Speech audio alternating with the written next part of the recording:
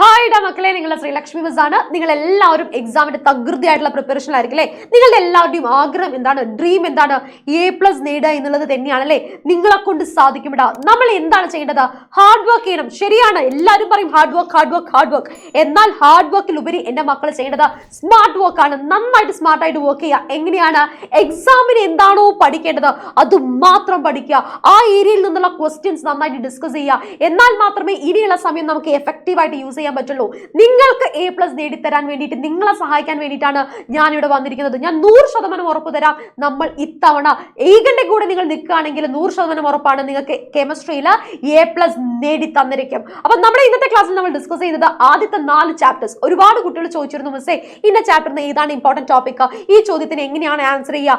നമ്മുടെ മക്കളുടെ റിക്വസ്റ്റ് മൂലം തന്നെയാണ് ഈ ഒരു കോണ്ടന്റ് വീഡിയോ ചെയ്യുന്നത്. ആദ്യത്തെ 4 ചാപ്റ്ററുകളും ഈ ഒറ്റ കോണ്ടന്റ് വീഡിയോയിൽ നമ്മൾ സെറ്റ് ആക്കിയിരിക്കും. ഈ 4 ചാപ്റ്ററിലെയും ഇമ്പോർട്ടന്റ് ഏരിയാസ് കവർ ചെയ്തുകൊണ്ട് ഇമ്പോർട്ടന്റ് ക്വസ്റ്റ്യൻസുകളാണ് നമ്മൾ ഡിസ്കസ് ചെയ്യാൻ പോകുന്നത്. സമയം വേസ്റ്റ് ചെയ്യേണ്ട, ആദ്യത്തെ ചോദ്യത്തിലേക്ക് പോവാം അല്ലേ? ഫസ്റ്റ് ക്വസ്റ്റ്യൻ എന്താണ്? What is the number of electrons that can be accommodated in the M shell? മൂന്നാമത്തെ ഷെല്ലാണ് M അല്ലേ? ആറ്റത്തിന്റെ M ഷെല്ലിൽ ഉൾക്കൊള്ളാൻ സാധിക്കുന്ന പരമാവധി ഇലക്ട്രോണുകളുടെ എണ്ണം എത്രയാണ്? ഇത് കണ്ടുപിടിക്കാൻ ഒരു സിമ്പിൾ ഇക്വേഷൻ നമുക്ക് പഠിക്കാനുണ്ട്. ഏതാണ്? 2n² ആണല്ലേ? ഇവിടെ n എന്ന് പറയുന്നത് നമ്പർ ഓഫ് ഷെല്ലാണ്. അങ്ങനെയാണെങ്കിൽ ഓരോരോ ഷെല്ലിലുള്ളത് കണ്ടുപിടിച്ചാലോ? ഇതിൽ ഏത് ഷെല്ല് വേണമെങ്കിലും ഒരു മാർക്കിന് ചോദിക്കും കേട്ടോ. ഫസ്റ്റ് ഷെൽ എന്ന് പറയുന്നത് K ആണല്ലേ? 2 × 1². നമുക്ക് എത്രയാണ് കിട്ടുന്നത്? നമുക്ക് 2 എന്നാണ് കിട്ടുന്നത്. സെക്കൻഡ് ഷെൽ L ആണ്. 2 × 2² ആണ്. 2 × 4 ആണ്. നമുക്ക് 8 എന്ന് ലഭിച്ചു. മൂന്നാമത്തെ ഷെല്ലാണെങ്കിലോ 2 × 3² ആണ്. That is 2 × 9. എത്രയാണ്? 18 എന്ന് ലഭിച്ചു. നാലാമത്തെ ഷെല്ലാണെങ്കിലോ 2 × 4² ആണ്. 32 ആണല്ലേ? അപ്പോൾ ആദ്യത്തെ 4 ഷെല്ലുകളിലും കൊള്ളാവുന്ന മാക്സിമം നമ്പർ ഓഫ് ഇലക്ട്രോൺസ് നമ്മൾ കണ്ടുപിടിച്ചു കഴിഞ്ഞു. അതിന്റെ ജനറൽ ഫോർമുല ചോദിച്ചാൽ 2n² ആണ് കേട്ടോ. പരീക്ഷക്ക് അല്ലെങ്കിൽ നമ്മുടെ ചോദ്യം എന്തായിരുന്നു? M ഷെല്ലാണ്. M ഷെല്ലിൽ എത്ര ഇലക്ട്രോൺസ് ആണ് മാക്സിമം കൊടുക്കാൻ സാധിക്കുന്നത്? 18 ഇലക്ട്രോൺസ് ആണ്. ക്ലിയർ ആണല്ലോ? ഇനി അടുത്ത ചോദ്യം എന്താണ്? Yes, electronic configuration of elements R given PQR. Symbols original symbols അല്ല കേട്ടോ. നിങ്ങൾ എന്താണ് ചെയ്യേണ്ടത്? മിക്ക ആളുകളുടെയും ഫേസ് ചെയ്യുന്ന ഒരു പ്രശ്നം ഞാൻ പറയാം. ഇതുപോലത്തെ ഒരു ചോദ്യം 4 മാർക്കിനും 3 മാർക്കിനും ആണ് ചോദിക്കുന്നത്. ഇത് കണ്ടാൽ ഇതിലുള്ള 2 ഓപ്ഷൻസ് ഒക്കെ നിങ്ങൾക്ക് ഈസി ആയിട്ട് എഴുതാൻ പറ്റും. ചില ഓപ്ഷൻസ് നിങ്ങൾക്ക് എഴുതാൻ പറ്റില്ല. നിങ്ങൾ എന്തെങ്കിലും സ്കിപ്പ് ചെയ്യും. എന്നാൽ നിങ്ങൾ ടെൻഷൻ അടിക്കേണ്ട. ഇങ്ങനത്തെ ഒരു ചോദ്യം കിട്ടിക്കഴിഞ്ഞാൽ അതിന് എങ്ങനെ ആൻസർ എഴുതണമെന്ന് ഞാൻ പറഞ്ഞുതരാം കേട്ടോ. അപ്പൊ നമുക്ക് ഇവിടെ എന്തുണ്ട്? നമുക്ക് തന്നിരിക്കുന്ന ഓരോരോ എലമെന്റുകളുടെയും സംശയ ഇലക്ട്രോണിക് കോൺഫിഗറേഷൻ ഉണ്ട്. ഫസ്റ്റ് ക്വസ്റ്റ്യൻ എന്താണ്? Which of the above element belongs to same period? ഒരേ പീരീഡിൽ ഉൾക്കൊള്ളുന്നത് ആരൊക്കെയാണല്ലേ? ഒരേ പീരീഡിലാവണമെങ്കിൽ അവരുടെ പ്രത്യേകത നിങ്ങൾ അടിവരയിട്ട് എഴുതി വെച്ചോളൂ. ഒരേ നമ്പർ ഓഫ് ഷെല്ലുകൾ ആയിരിക്കണം. ഇവിടെ സെയിം നമ്പർ ഓഫ് ഷെല്ലുള്ളത് ആർക്കാണ്? Qനും Rനും ആണല്ലേ? കാരണം 1 2 3 3 ഷെല്ലാണ്. ഇവിടെയും 1 2 3 3 ഷെല്ലാണ്. അപ്പൊ നമുക്ക് പറയാം ആൻസർ Q ആൻഡ് R ആണ്. അതേപോലെ തന്നെ നിങ്ങളടുത്ത് ചോദിക്കുകയാണ്, എത്രാമത്തെ പീരീഡിലാണ് Q ഉള്ളത്? എടാ എത്ര ഷെല്ലുണ്ട്? 3 അല്ലേ? മൂന്നാമത്തെ പീരീഡ്. എത്രാമത്തെ പീരീഡിലാണ് P ഉള്ളതെന്ന് ചോദിച്ചാലോ? 1 2. രണ്ടാമത്തെ പീരീഡിലാണ്. ഷെൽ നമ്പറുകളാണ് പീരീഡിന്റെ എണ്ണം എന്ന് പറയുന്നത്. ക്ലിയർ ആണല്ലോ? ഇനി അടുത്ത ചോദ്യം, which among the element has highest electronegativity? ഞാൻ പറയുന്നു എന്റെ മക്കൾ സ്കിപ്പ് ചെയ്യുന്ന ചോദ്യം ഇതായിരിക്കും. ഒരു പീരിയോഡിക് ടേബിളിലെ സിമ്പിൾ തന്നിട്ട് അതിൽ നിന്ന് ചോദിച്ചാൽ നിങ്ങൾ പറയും പീരിയോഡിക് ടേബിളിലെ റൈറ്റ് സൈഡിലാണ് ഇലക്ട്രോനെഗറ്റിവിറ്റി കൂടുതലുള്ള ആളുകൾ എന്ന് പറയും അല്ലേ? എന്നാൽ ഇങ്ങനെ എക്സാമ്പിൾ തന്നാൽ നമ്മൾ എന്താണ് ചെയ്യേണ്ടത്? ഇതിന്റെയൊക്കെ അറ്റോമിക് നമ്പർ ഒന്ന് എഴുതി നോക്കിക്കേ. Pൻ്റെത് വരുന്നത് 2 + 1 3 അല്ലേ? ഇലക്ട്രോൺ കൂട്ടിക്കഴിഞ്ഞാൽ അറ്റോമിക് നമ്പർ നമുക്ക് കിട്ടി. Qൻ്റെത് 2 + 8 + 2 12 ആണ്. Rൻ്റെത് 2 + 8 + 6 16 ആണ്. ഈ മൂന്നിന്റെയും 12ന്റെയും പ്രത്യേകത എന്താണ്? ഇവര് 2 പേരും നമ്മുടെ പീരിയോഡിക് ടേബിളിലെ ലെഫ്റ്റ് സൈഡിലാണ് ഉള്ളത് അല്ലേ? കാരണം എന്താണ്? ഇത് ഗ്രൂപ്പ് 1 ആണ്, ഔട്ടർമോസ്റ്റ് ഷെല്ലിൽ 1 ഇലക്ട്രോൺ ആണ്. ഇത് ഗ്രൂപ്പ് 2 ആണ്, ഔട്ടർമോസ്റ്റ് ഷെല്ലിൽ 2 ഇലക്ട്രോൺ ആണ്. എന്നാൽ അറ്റോമിക് നമ്പർ 16 നമുക്ക് എവിടെയാ കാണാൻ സാധിക്കുക? പീരിയോഡിക് ടേബിളിലെ റൈറ്റ് സൈഡിലാണ് അല്ലേ? പീരിയോഡിക് ടേബിളിൽ നിന്ന് ലെഫ്റ്റിൽ നിന്ന് റൈറ്റിലേക്ക് പോകുന്നതിനനുസരിച്ച് ഇലക്ട്രോൺ നെഗറ്റിവിറ്റിയും അയോണൈസേഷൻ എനർജിയും എന്താണ് ചെയ്യുന്നത്? കൂടുകയാണ് ചെയ്യുന്നത്. അങ്ങനെയാണെങ്കിൽ ഇവിടെ ഇലക്ട്രോൺ നെഗറ്റിവിറ്റി കൂടുതലുള്ളത് ആർക്കാണ്? R നാണ്. ഇനി അയോണൈസേഷൻ എനർജിയാണ് ചോദിച്ചതെങ്കിൽ നമ്മുടെ പീരിയോഡിക് ടേബിളിലെ റൈറ്റ് സൈഡിൽ അയോണൈസേഷൻ എനർജി കൂടുതലാണ്. ഉത്തരം വരുന്നത് ഏതാണ്?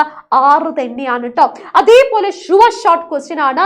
2 മൂലകങ്ങൾ അല്ലെങ്കിൽ 2 എലമെന്റുകൾ കൂടി ചേർന്നാൽ ഉണ്ടാവുന്ന തന്മാത്രയുടെ ഫോർമുല എഴുതാൻ ചോദിക്കാറുണ്ട്.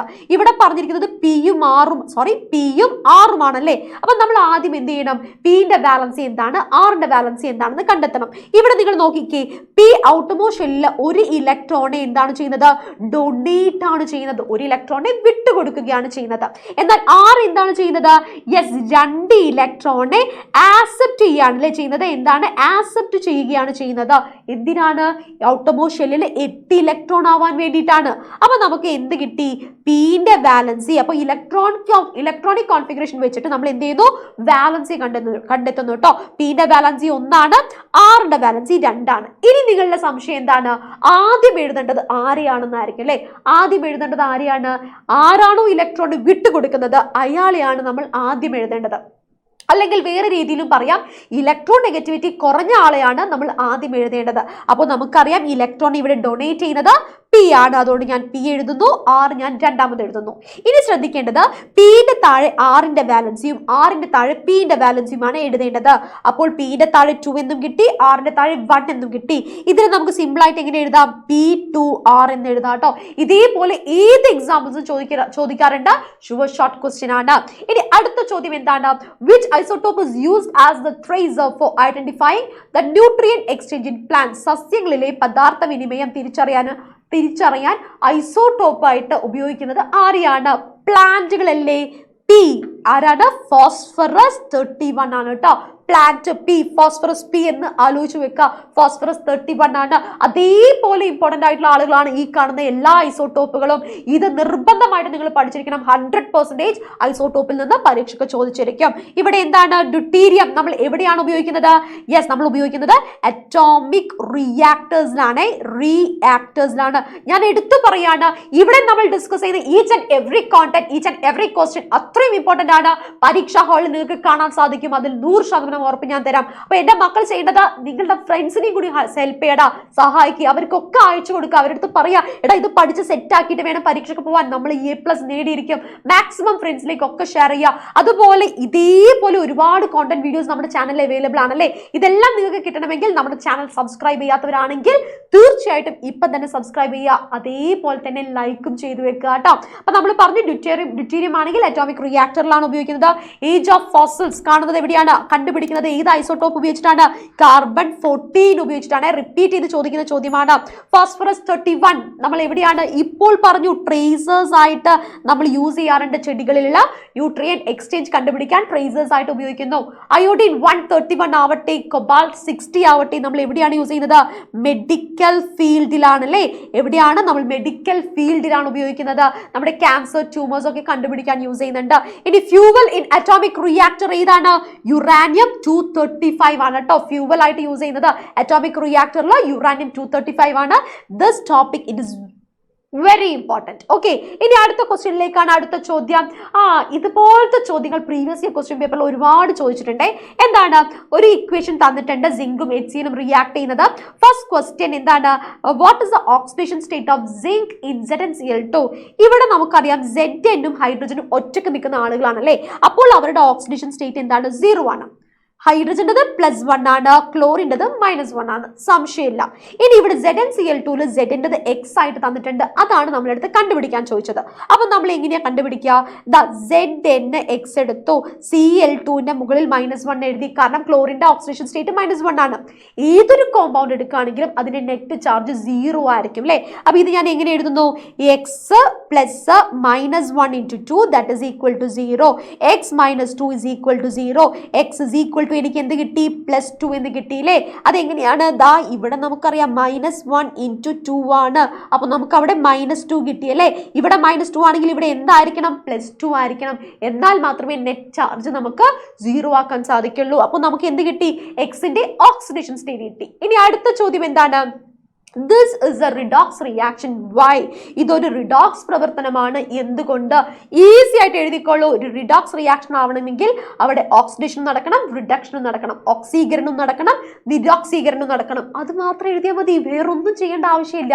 അങ്ങനെയാണെങ്കിൽ ഇതിൽ ഓക്സിഡേഷൻ ഏതാണ്, റിഡക്ഷൻ ഏതാണെന്ന് കണ്ടെത്തിയാലോ? യെസ്, ഓക്സിഡേഷൻ എന്ന് പറയുന്നത് ഓക്സിഡേഷൻ നമ്പർ കൂടുകയാണെങ്കിൽ അത് ഓക്സിഡേഷൻ ആണെന്ന് പറയാം അല്ലേ. ഇവിടെ സിങ്ക്, ഇവിടെ നമുക്ക് +2 കിട്ടിയത്. ഓക്കെ, സിങ്ക് 0-ൽ നിന്ന് എന്തായിട്ട് മാറുന്നു?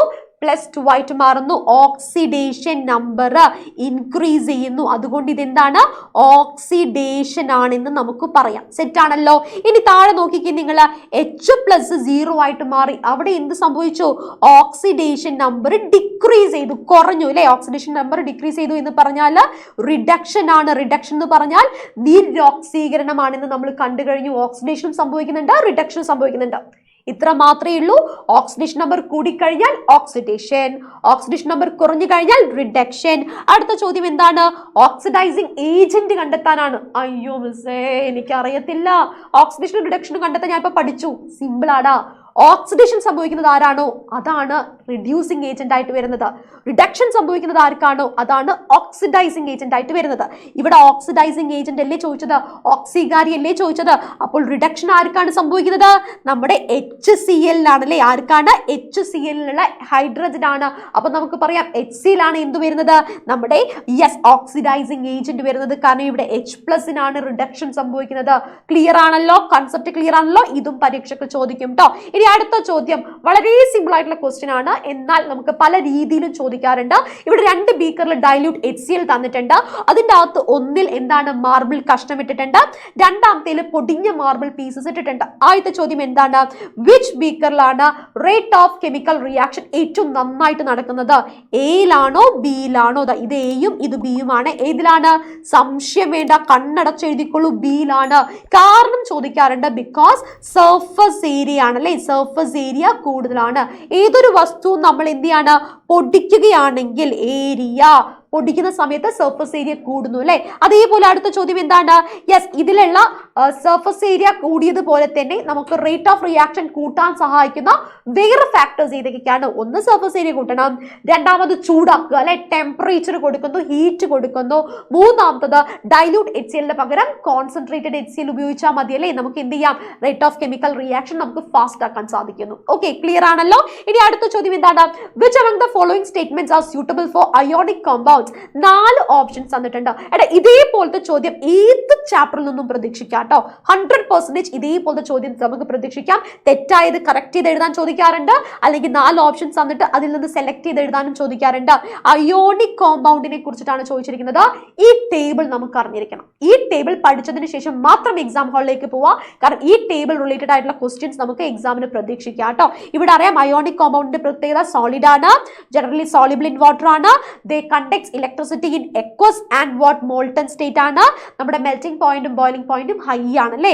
യെസ്, ഇവിടെ നോക്കിക്കേ, അത് വെച്ച് നോക്കുകയാണെങ്കിൽ നമുക്ക് എന്ത് പറയാം? സോളിബിൾ ഇൻ വാട്ടർ ആണ്. അതുപോലെ തന്നെ conduct electricity in molten and aqueous state. ഈ പറഞ്ഞിരിക്കുന്ന രണ്ടും എന്തിന്റെ എക്സാമ്പിൾസ് ആണ്? നമ്മുടെ കോവലന്റ് കോമ്പൗണ്ടിന്റെ എക്സാമ്പിൾസ് ആണ് കേട്ടോ. ഈ സെയിം സാധനം മലയാളത്തിലുള്ള സ്ലൈഡ് ഇവിടെ ഉണ്ട്, ടെൻഷൻ അടിക്കണ്ട. ഇത് നോക്കി പഠിച്ചതിന് ശേഷം മാത്രം അടുത്ത ക്വസ്റ്റ്യൻ നിങ്ങൾ സോൾവ് ചെയ്യാൻ പോയാൽ മതി. ഓക്കെ, അടുത്ത ചോദ്യം എന്താണ്? The atomic number of magnesium is given 12. ഓക്സിജനും തന്നിട്ടുണ്ട്. Which type of bond is present in magnesium oxide? ഈശ്വര, മെഗ്നീഷ്യം എന്ന് പറയുന്നത് ഞാൻ ഇവിടെ നിന്ന് എഴുതിക്കോട്ടെ. മെഗ്നീഷ്യത്തിന്റെ അറ്റോമിക് നമ്പർ 12 ആണ്. ഇലക്ട്രോണിക് കോൺഫിഗറേഷൻ എന്താണ് വരുന്നത്? 282 എന്നാണ്. ഓക്സിജന്റെ അറ്റോമിക് നമ്പർ 8 ആണ്. നമ്മുടെ ഇലക്ട്രോണിക് കോൺഫിഗറേഷൻ എന്താണ് വരുന്നത്? 26 എന്നാണ്. ഇവർ തമ്മിൽ എന്താണ് പ്രത്യേകത? ദാ നമ്മുടെ മെഗ്നീഷ്യം ഔട്ടർമോസ്റ്റ് ഷെല്ലിലെ 2 ഇലക്ട്രോണിനെ ആർക്കാണ് കൊടുക്കുന്നത്? യെസ്, ഓക്സിജന് കൊടുക്കുന്നു അല്ലെ. ഓക്സിജന് എന്താ ചെയ്യുന്നത്? കൊടുക്കുകയാണ് ചെയ്യുന്നത്, വിട്ടുകൊടുക്കുകയാണ് ചെയ്യുന്നത്. നമുക്കറിയാം ഇലക്ട്രോണുകളെ വിട്ടുകൊടുക്കുകയാണെങ്കിൽ അത് എന്ത് ബോണ്ടാണ്? എന്ത് ബോണ്ടാണ്? കണ്ണടച്ചെഴുതാം നമുക്ക്. It is an ionic bond അല്ലെ. അയോണിക ബന്ധനമാണ്. ഇലക്ട്രോണിനെ വിട്ടുകൊടുക്കുന്നത് എന്താണ്? അയോണിക് ബോണ്ടാണ്, അയോണിക ബന്ധനമാണ്. ഇവിടെ മെഗ്നീഷ്യം ഔട്ടർമോസ്റ്റ് ഷെല്ലിലെ 2 ഇലക്ട്രോണെ ഓക്സിജന് വിട്ടുകൊടുത്തിട്ട് സ്റ്റെബിലിറ്റി കൈവരിക്കുകയാണ് ചെയ്യുന്നത്. അതേപോലെ draw the electron dot diagram. 100% electron dot diagram വരയ്ക്കാൻ ചോദിക്കാറുണ്ട് കേട്ടോ. അപ്പൊ നിങ്ങൾ നോക്കിക്കേ, ഇവിടെ നോക്കിക്കേ, ഞാൻ ഈ 100% പറയാൻ കാരണം എന്താ അറിയോ, നമുക്ക് ഷുവർ ഷോട്ട് ഏരിയാസ് ആണ്. ഈ ഏരിയാസിൽ നിന്ന് പല രീതിയിലാണ് പരീക്ഷയ്ക്ക് ചോദിക്കുന്നത്. അത്രയേ ഉള്ളൂ. കൺസെപ്റ്റ് നിങ്ങൾ പഠിച്ചു കഴിഞ്ഞാൽ അത് എങ്ങനെ ചോദിച്ചാലും എന്റെ മക്കൾക്ക് എഴുതാൻ സാധിക്കും. ഓക്കെ, ഇവിടെ നിങ്ങൾ നോക്കിക്കേ, മെഗ്നീഷ്യം ഔട്ടോമോഷനിൽ 2 ഇലക്ട്രോൺ ആയതുകൊണ്ട് ഞാൻ 2 ഇലക്ട്രോൺ മാർക്ക് ചെയ്തു അല്ലേ. അതേപോലെ ഓക്സിജൻ എഴുതുന്നു, ഔട്ടോമോഷനിൽ 6 ഇലക്ട്രോൺസ് ആയതുകൊണ്ട് 6 ഇലക്ട്രോൺ ഞാൻ ഇവിടെ മാർക്ക് ചെയ്തു. എന്താണ് ചെയ്യുന്നത് നമ്മുടെ മെഗ്നീഷ്യം? ഈ 2 ഇലക്ട്രോണിനെ ഓക്സിജന് വിട്ടുകൊടുക്കുന്നു. അപ്പൊ നമ്മൾ എന്ത് ചെയ്യുന്നു? സ്ക്വയർ ബ്രാക്കറ്റ് അല്ലേ, നമ്മൾ സ്ക്വയർ ബ്രാക്കറ്റ് വരച്ചു. എന്നിട്ട് 2 ഇലക്ട്രോണിനെ വിട്ടുകൊടുത്തതുകൊണ്ട് 2+ എഴുതി. ഇവിടെ ഞാൻ 2 ഇലക്ട്രോൺ മാർക്ക് ചെയ്യണോ? വേണ്ട, കാരണം 2 ഇലക്ട്രോൺ വിട്ടുകൊടുത്തു. ആരാണ് ആ 2 ഇലക്ട്രോൺ സ്വീകരിച്ചിരിക്കുന്നത്? ഓക്സിജൻ ആണ്. അതുകൊണ്ട് നമ്മൾ എന്ത് ചെയ്തു? 2- എഴുതി അല്ലേ. അതിന്റെ താഴെ അതേപോലെ നമ്മൾ എന്ത് ചെയ്യണം? ഇലക്ട്രോണിക് കോൺഫിഗറേഷൻ എഴുതണേ. ഇത് 2s2 ആണ്, ഇത് 2s6 ആണ്, ഇത് 2s2s. ഔട്ടോമോഷനിൽ 8 ഇലക്ട്രോൺസ് ആയി, സ്റ്റേബിൾ ആയി. ഇത് എന്ത് ബോണ്ടാണ്? അയോണിക് ബോണ്ടാണ്. ഇതേപോലെ ഇതിലുള്ള ഏത് എക്സാമ്പിൾസിന്റെ ഇലക്ട്രോൺ ഡോട്ട് ഡയഗ്രാം വരയ്ക്കാൻ ചോദിക്കാറുണ്ട്. ഇനി ഇലക്ട്രോൺ ഡോട്ട് ഡയഗ്രാം തന്നിട്ട് അതിൽ നിന്ന് നിങ്ങളെടുത്ത് ആരാണ് ഇലക്ട്രോൺ ഡൊണേറ്റ് ചെയ്യുന്നത്, ആരാണ് ആക്സെപ്റ്റ് ചെയ്യുന്നത്, ആ രീതിയിലും ചോദിക്കാറുണ്ട്, ഒക്കെ ചോദിക്കാറുണ്ട് കേട്ടോ. അപ്പൊ നിങ്ങൾ നോക്കുക ആരൊക്കെയാണ്? Sodium chloride, magnesium oxide, lithium fluoride, lithium sulphide and sodium fluoride. നമ്മുടെ ടെക്സ്റ്റ് ബുക്കിലുള്ള എക്സാമ്പിൾസ് ആണ്. ഇതിൽ നിന്ന് മാത്രമേ പരീക്ഷക്ക് ചോദിക്കുകയുള്ളൂ 100%. ഇനി അടുത്തത് എന്താണ്? കോവലന്റ് കോമ്പൗണ്ട് ആണ്, സഹസംയോജക ബന്ധനമാണ്. അതിന്റെ എക്സാമ്പിൾസ് ആണ് fluorine, chlorine, oxygen, nitrogen, hydrogen chloride, hydrogen fluoride, carbon ടെട്രാ ക്ലോറൈഡും മീത്തേനും. ഈ കാർബൺ ടെട്രാ ക്ലോറൈഡ് വളരെ ഇമ്പോർട്ടന്റ് ആണ് കേട്ടോ. അതിന്റെ മക്കള് അതിന്റെ എന്താണ് ഇലക്ട്രോൺ ഡോട്ട് ഡയഗ്രാം ടെക്സ്റ്റ് ബുക്കിൽ തന്നിട്ടുണ്ട്. അത് നോക്കിയിട്ട് എക്സാം ഹാളിലേക്ക് പോവാം. ഇനി അടുത്ത ചോദ്യത്തിലേക്കാണ്. അടുത്ത ചോദ്യം എന്താണ് ചോദിച്ചിരിക്കുന്നത്? യെസ്, അടുത്ത ചോദ്യം ചോദിച്ചിരിക്കുന്നത് write any 2 advantages of Mendeleev periodic table. Metallic periodic ടേബിളിന്റെ ഏതെങ്കിലും 2 നേട്ടങ്ങൾ എഴുതാനാണ്. 3 നേട്ടങ്ങളുണ്ട്. ഏതൊക്കെയാണെന്ന് ഓർമ്മയുണ്ടോ? സിമിലർ പ്രോപ്പർട്ടീസിലുള്ള എലമെന്റുകളെ അദ്ദേഹം ഒരേ ഗ്രൂപ്പിൽ അദ്ദേഹം അറേഞ്ച് ചെയ്തിട്ടുണ്ട് അല്ലേ. മാത്രമല്ല തെറ്റായ അറ്റോമിക് മാസ് ഉള്ള ആളുകളെ അദ്ദേഹം എന്താണ് കറക്റ്റ് ചെയ്ത് എഴുതി. എക്സാമ്പിൾ പറയുകയാണെങ്കിൽ ബെറീലിയം 14 ആയിരുന്നു, അത് 9 ആണെന്ന് അദ്ദേഹം പറഞ്ഞു, കറക്റ്റ് ചെയ്ത് പറഞ്ഞു അല്ലേ. അതേപോലെ തന്നെ ചില എലമെന്റുകളെ ആ കാലത്ത് ഇല്ലാതിരുന്ന കണ്ടെത്താത്ത എലമെന്റുകൾക്ക് വരെ അദ്ദേഹം എന്ത് ചെയ്തിട്ടുണ്ട്? സ്ഥാനം കൊടുത്തിരുന്നു, വേക്കന്റ് സ്പേസ് കൊടുത്തിരുന്നു. ഇതേപോലെ നമ്മൾ എന്തും പഠിക്കണം? ഡീമെറിറ്റും പഠിക്കണം കേട്ടോ. അതിന്റെ ഡിസ്അഡ്വാൻറ്റേജസ് നമ്മൾ പഠിക്കണം. ലിമിറ്റേഷൻസ് എന്ന് പറയുന്നത് എന്താണ്? ലാർജ് ഡിഫറൻസ് ഉള്ള ആളുകളെ ഒരേ ഗ്രൂപ്പിൽ അദ്ദേഹം ഉൾക്കൊള്ളിച്ചു പോയി. ഉദാഹരണത്തിന് പറയുകയാണെങ്കിൽ കോപ്പർ, സിൽവർ ഹാർഡ് മെറ്റൽസ് ആണ്. എന്നാൽ അതേ ഗ്രൂപ്പിൽ വന്ന ആളാണ് സോഡിയം, പൊട്ടാസ്യം അല്ലെ, സോഫ്റ്റ് മെറ്റൽസ് ആണ്. അടുത്തത് എന്താണ്? No proper position for hydrogen. ഹൈഡ്രജന് കൃത്യമായ പൊസിഷൻ അദ്ദേഹത്തിന് കൊടുക്കാൻ സാധിച്ചില്ല. മൂന്നാമത്തെ എന്താണ്? കംപ്ലീറ്റ് ആയിട്ട് എന്ത് ചെയ്യാൻ സാധിച്ചില്ല അദ്ദേഹത്തിന്? ഇൻക്രീസിംഗ് ഓർഡർ, നമ്മുടെ atomic mass increasing order strictly ആയിട്ട് അദ്ദേഹത്തിന് ഫോളോ ചെയ്യാൻ സാധിച്ചില്ല. ഇതെല്ലാം എന്താണ്? ഡീമെറിറ്റുകളാണ് കേട്ടോ, ഡീമെറിറ്റ്സ് ആണ്. ഈ ഒരു ടോപ്പിക് വളരെ ഇമ്പോർട്ടന്റ് ആണ്. അതേപോലെ തന്നെ ഓരോരോ പീരിയോഡിക് ടേബിളിന്റെ ക്ലാസിഫിക്കേഷൻ ആരാണ് ചെയ്തതെന്ന് എക്സാമിന് ചോദിക്കാറുണ്ട്. അപ്പൊ എന്റെ മക്കൾക്ക് ഈ കൺസെപ്റ്റ് എല്ലാം ക്ലിയർ ആണെന്ന് വിചാരിക്കുന്നു. നിങ്ങൾ തീർച്ചയായിട്ടും നിങ്ങളുടെ ഫ്രണ്ട്സിലേക്ക് ഇത് ഷെയർ ചെയ്ത് കൊടുക്കുക. കാരണം അവർക്കും ഹെൽപ്ഫുൾ ആവട്ടെ. നമുക്ക് മാർക്ക് കിട്ടുന്ന പോലെ നമ്മുടെ ഫ്രണ്ട്സിന് മാർക്ക് കിട്ടട്ടെ. ഇനി നമ്മുടെ ഈ ഒരു കോൺസെപ്റ്റ്, ഈ ഒരു കോണ്ടന്റ് വീഡിയോ നിങ്ങൾക്ക് ഇഷ്ടമായെങ്കിൽ, ടീച്ചറിന്റെ ക്ലാസ് എന്റെ മക്കൾക്ക് മനസ്സിലായിട്ടുണ്ടെങ്കിൽ നിങ്ങൾ ലൈക്ക് ചെയ്യാൻ മറക്കരുത്, സബ്സ്ക്രൈബ് ചെയ്യാൻ മറക്കരുത്. അതുപോലെ നമ്മുടെ ലൈവ് ക്ലാസ്സുകളിൽ ഡീറ്റെയിൽ ആയിട്ട് നമ്മൾ എന്ത് ചെയ്യുന്നുണ്ട്? ഇനിയും ഒരുപാട് ക്വസ്റ്റ്യൻസും ഒരുപാട് ടോപ്പിക്സും നമ്മൾ കവർ ചെയ്യുന്നുണ്ട്. ലൈവ് ക്ലാസ്സുകൾ കാണുക. വൈകുന്നേരം 7:30 നമ്മുടെ ലൈവ് ക്ലാസ്സുകൾ വരുന്നത്. അത് മാക്സിമം നിങ്ങൾ യൂട്ടിലൈസ് ചെയ്യുക. അതേപോലെ തന്നെ നിങ്ങൾക്ക് ചെറിയൊരു ഹോംവർക്ക് ഞാൻ തന്നോട്ടെ, ഒരു കുട്ടി ഹോംവർക്ക്.